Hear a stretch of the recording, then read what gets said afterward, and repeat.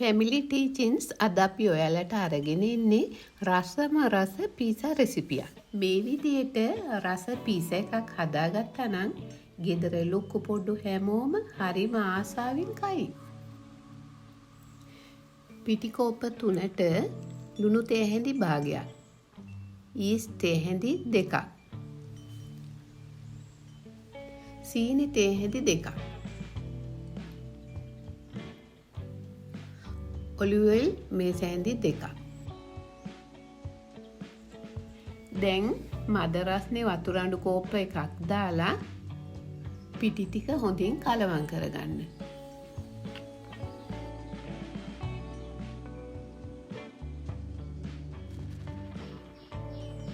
වතුර අඬු කෝප්පයක් මදි වගේ තව වතුර ටික ටික එකතු කරගෙන අතේ නොඇලෙන ඩෝ එකක් හදාගන්න ඕනේ.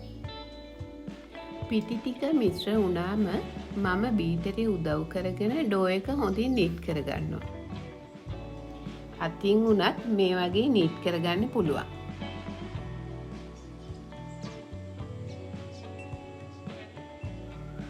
දැන් අපි ගත්තු භාජනෙත් හොඳින් තෙල් ගාලා ඩෝ එකෙත් හොඳින් තෙල් ගාගෙන තෙතරදිකින් වහලා තියමු ඩබල් සයිස් වෙනකන්.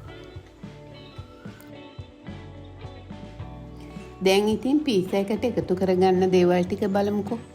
මේ දවස්වල හැමෝම අතර ජනප්‍රිය වෙලා තියෙන හොට්සි බ්‍රෑන්ඩ් එකේ ටෙරියාකි සෝස් එක දාලා චිකන් ටික පොඩ්ඩක් විතර ටෙම්පරාදු කරගත්තා. ඉතින් මේ දේවල් ලෑස්ති කරන අතරතුරේ අපේ ඩෝ එක හොඳින් පිපිලා. ඩෝ එක ඇතුලේ වාතය මෙන්න මේ වගේ ඉවත් කරන ගමන් ඔයා ළඟ තියෙන ට්‍රේ එකේ හොඳට මෙන්න මේ වගේ තෙල් ගාලා ලස්සන ඩෝ එක අතුර ගන්න. වෙනදට මම පීසා හදනකොට තක්කාලි සෝස් තමයි ගන්නෙ. ඒත් අද තායි චිලි සෝස් එක ගන්නවා. දැන් ඉතින් ඔයා කැමති විදිහට පීසා එක ඩෙකරේට් කරගන්නයි තියෙන්නේ.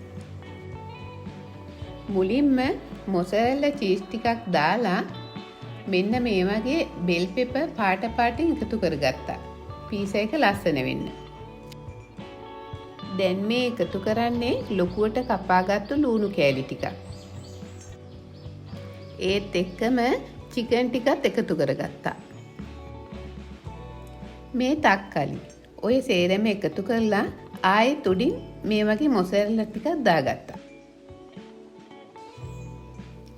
විනාඩි 10ක් ප්‍රීහීට් කරගත්තු oven එකේ සෙන්ටිග්‍රේඩ් 200 පැය භාගයක් විතර බේක් කරගන්න ඕනේ.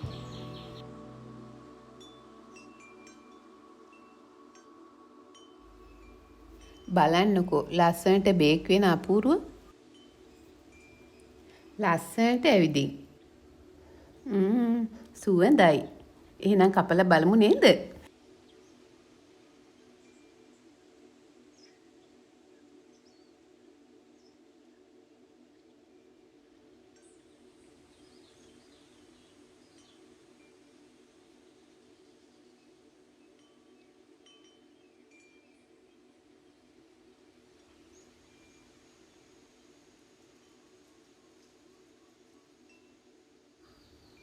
මම රවුන්ඩ් ට්‍රේ එකේ තව පීසා එකක් හැදුවා.